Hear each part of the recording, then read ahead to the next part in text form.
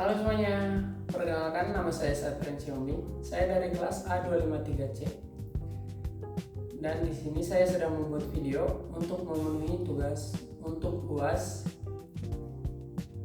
dengan mata kuliah berpikir kritis dan dosen pengampu Ibu Langgeng Sri Handayani SCMM. Di video kali ini saya akan membuat analisis sebuah kasus nyata. Dan di sini ada beberapa topik. Yang pertama, konflik dalam tim kerja. Dan kali ini saya akan memilih topik yang pertama, yaitu konflik dalam tim kerja. Selanjutnya kita lanjut ke materi berikut.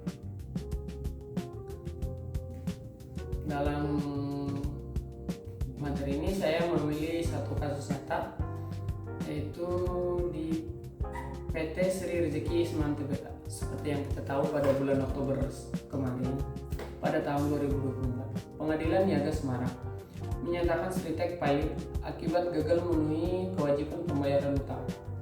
Keputusan ini memicu konflik multi pihak dan berujung pada PHK massal ribuan karyawan di tahun 2025. Jadi pilot itu adalah kegagalan perusahaan membayar utang kepada kreditur dan mengakibatkan kerugian kepada perusahaan. Ada juga kerugian kepada beberapa karyawan yang berujung pada PKH massal. Selanjutnya ada yang kedua, mengidentifikasi masalah yang menjadi gejala dan akar penyebab konflik. Gejala masalah: konflik antara manajemen dan karyawan. Selanjutnya, ketidakpastian nasib pekerja meningkatkan, terjadi PKH massal. Selanjutnya ada hubungan perusahaan, kreditur dan pekerja tidak harmonis. Yang akar penyebabnya beban utang perusahaan sangat besar, penurunan kinerja keuangan dan penjualan, komunikasi manajemen karyawan kurang efektif, lemahnya perencanaan dalam pengelolaan risiko keuangan. Nah, jadi dari masalah konflik ini dimulai awalnya dari manajemen. Keputusan manajemennya yang mengakibatkan terjadi beberapa konflik dan karyawan-karyawan selalu mendesak karena di PHK ya. Jadi karyawan itu jadi karyawan merugi ya, akibat di PHK. Jadi yang selanjutnya kita akan menganalisis pemangku kepentingan, pihak-pihak yang terlibat dan kepentingannya. Konflik Sritek melibatkan 5 faktor utama dengan kepentingan yang saling bertautan. Manajemen berupaya menyelamatkan operasional, sementara karyawan dan serikat pekerja memperjuangkan hak pekerja mereka. Di sisi lain, kreditur menuntut pelunasan utang dan pemerintah berperan menjaga stabilitas ekonomi nasional. Kegaman antar pihak mempersulit pencapaian solusi yang adil. Pemahaman atas kepentingan masing-masing menjadi dasar untuk merancang strategi penyelesaian konflik yang konstruktif. Seperti yang kita tahu, dengan teori stakeholder, setiap pemangku. Jadi beberapa pemangku ada manajemen, serikat pekerja, pemerintah, kreditur, dan karyawan. Selanjutnya, analisis kognitif, bias dan kesalahan berpikir. Keputusan yang diambil secara krisis Sritek dipengaruhi oleh bias kognitif yang mengeluarkan penilaian objektif terhadap kondisi perusahaan. Yang pertama ada confirmation. Manajemen terlalu yakin perusahaan mampu bertahan meskipun indikator keuangan terus memburuk. Padahal pemikiran ini salah ya. Kalau keuangan kita memburuk, harusnya manajemen itu harus menganalisa dulu nih, kenapa terjadi ternyata keuangan terus memburuk dan dampak nantinya akan menimbulkan apa gitu. Tapi di sini manajemennya terlalu yakin perusahaannya mampu bertahan, padahal ujungnya perusahaan mengalami krisis keuangan. Dan kedua ada optimis bias. terlalu optimis bahwa perusahaan dapat pulih tanpa perubahan strategi yang signifikan. Yaitu sebagai pemimpin perusahaan kita harus berpikir kritis ya. Jadi kita harus berpikir dengan matang. Jika ada sebuah masalah atau sebuah konflik di perusahaan, sebagai pemimpin kita harus menganalisis permasalahan tersebut dan harus membuat perubahan tentang masalah tersebut. Kita harus menemukan solusinya dengan cepat dan matang. Jika tidak ada perubahan, tidak ada solusi, maka akan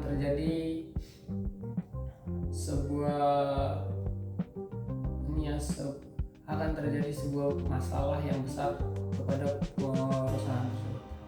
Dan yang ketiga adalah emosional reasoning. Keputusan diambil berdasarkan kekhawatiran dan tekanan emosi akibat ancaman PHK, bukan data keuangan. Padahal masalah ini adalah masalah keuangan, krisis keuangan gitu ya, yang keuangan terus memburuk. Jadi hal yang pertama itu, kalau sebagai pemimpin harus menganalisa data keuangan dulu. Padahal di sini keputusan itu diambil berdasarkan kekhawatiran dan tekanan emosi. Jadi harus melakukan sebuah pemikiran yang kritis ya, bukan langsung dengan perasaan emosi dan membuat sebuah keputusan yang salah yang nantinya berujung kepada kegagalan keputusan. Yang selanjutnya adalah strategi penyelesaian alternatif solusi. 4 pendekatan strategis dapat dipertimbangkan untuk menyelesaikan konflik dan meminimalkan dampak bagi seluruh pemangku kepentingan. Yang pertama, restrukturisasi utang dini, yaitu negosiasi pembayaran utang dengan kreditur sebelum kondisi memburuk. Jadi perusahaan harus melakukan kewajibannya membayar utang, karena utang tersebut harus dibayar kepada kreditur. Jika nantinya kondisi perusahaan semakin memburuk, berarti uang utang itu akan selalu menumpuk dan akan susah untuk dilunasi jika menumpuk. Yang kedua adalah komunikasi terbuka. Transparansi penuh pada karyawan mengenai kondisi perusahaan. Yang ketiga, efisiensi operasional bertahap. Pengurangan biaya operasional sebelum mempertimbangkan PHK besar-besaran. Karena PHK besar-besaran ini sangat menimbulkan kerugian ya kepada masyarakat sekitar. Karena mereka kalau di PHK tidak akan mendapatkan pekerjaan lagi, mungkin mendapat pesangon tapi cukup bertahan beberapa tahun ke depan. Adanya yang keempat, mediasi pemerintah. Pemerintah sebagai mediator penyelesai konflik antar pemangku kepentingan. Jadi pemerintah harus berperan dan peran pemerintah itu sangat penting ya untuk menyelesaikan konflik antar pemangku. Dan selanjutnya adalah solusi terbaik. Solusi terbaiknya menurut saya itu adalah restrukturisasi utang, terus ada komunikasi transparan, argumentasi solusi. Restrukturasi utang memberi ruang bagi perusahaan memperbaiki kondisi keuangan tanpa langsung melakukan PHK besar-besaran. Komunikasi terbuka untuk mengurangi konflik, meningkatkan kepercayaan karyawan, dan memudahkan pengambilan keputusan bersama. Restrukturasi dan transparansi adalah dua sisi mata uang. Keduanya saling menguatkan untuk menciptakan keberlanjutan organisasi. Selanjutnya, dampak sosial ekonomi PHK masal. Lebih dari sekedar angka. PHK masal Sritex mengguncang ribuan keluarga dan komunitas industri tekstil lokal di Sukoharjo dan sekitarnya. 8.240 karyawan terdampak. Jumlah karyawan yang terdampak itu langsung proses kebalikan.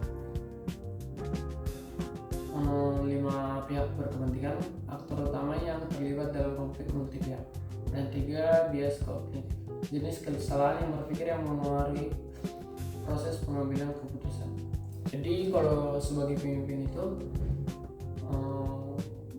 pengambilan keputusan itu tidak bisa dengan emosi, tapi kita harus berpikir dengan menganalisis data tersebut, menganalisis masalah tersebut terlebih dahulu, dan kita harus melakukan keputusan itu sesuai dengan data, bukan dengan pemikiran dengan jangka pendek. Selanjutnya ada perspektif berpikir kritis. Nah, itu pelajaran yang dapat diambil. Kasus Ritek menjadi cermin pentingnya berpikir kritis dan pengelolaan risiko yang sistematis dalam organisasi. Yang pertama, keputusan berbasis data. Setiap keputusan perusahaan harus didasarkan pada data keuangan objektif, bukan asumsi atau harapan semata. Jadi kalau sebagai pemimpin itu kita tidak boleh hanya mengambil keputusan itu hanya cara melihat aja gitu. Jadi bukan atau harapan misalnya nanti kalau saya buat keputusan seperti ini nanti harapannya perusahaan akan membaik, padahal tidak melihat data. Jadi keputusan yang benar itu harus berbasis dengan data. Apalagi ini tentang keuangan ya. Jadi pemimpin itu harus melihat data keuangan terlebih dulu. Yang kedua, komunikasi mencegah konflik. Komunikasi yang terbuka dan transparan dapat mencegah konflik internal yang berkepanjangan. Jadi ini tidak ada komunikasi terhadap karyawan, langsung melakukan PHK massal. Jadi karyawan-karyawan tersebut pasti menuntut melakukan demo skala sesuatu gitu. Dan karyawan yang lain juga tidak karena yang terancam PHK itu tidak melakukan pekerjaan dengan baik, jadi mengancam keberlangsungan perusahaan. Dan yang ketiga ada pengelolaan risiko hati-hati. Pengelolaan risiko dan utang harus dilakukan secara cermat dan terencana sejak dini.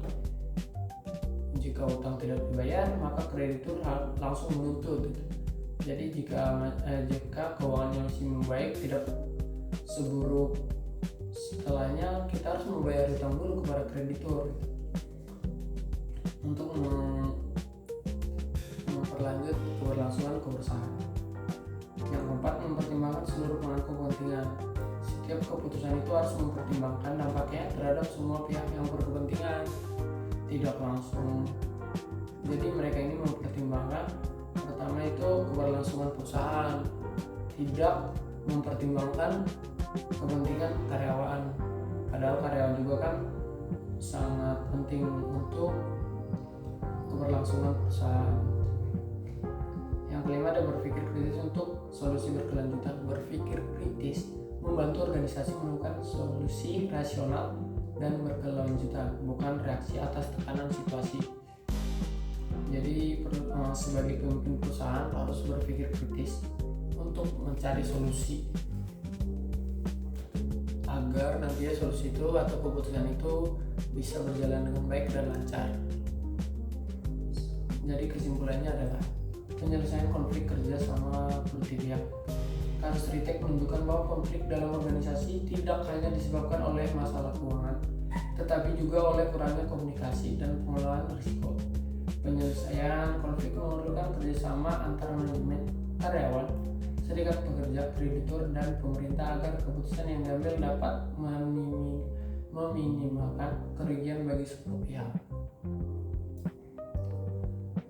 Begitu. Demikian analisis. Demikian analisis saya dari kasus konflik dalam tim kerja di PT Sri Rezeki Siman. Jika ada kesalahan kata atau materi yang kurang jelas, saya mohon maaf. Semoga materi ini menambah wawasan teman-teman juga, mendapatkan pengalaman, mendapatkan pengetahuan tentang penyelesaian konflik di lingkungan kerja. Sekian dari saya, terima kasih.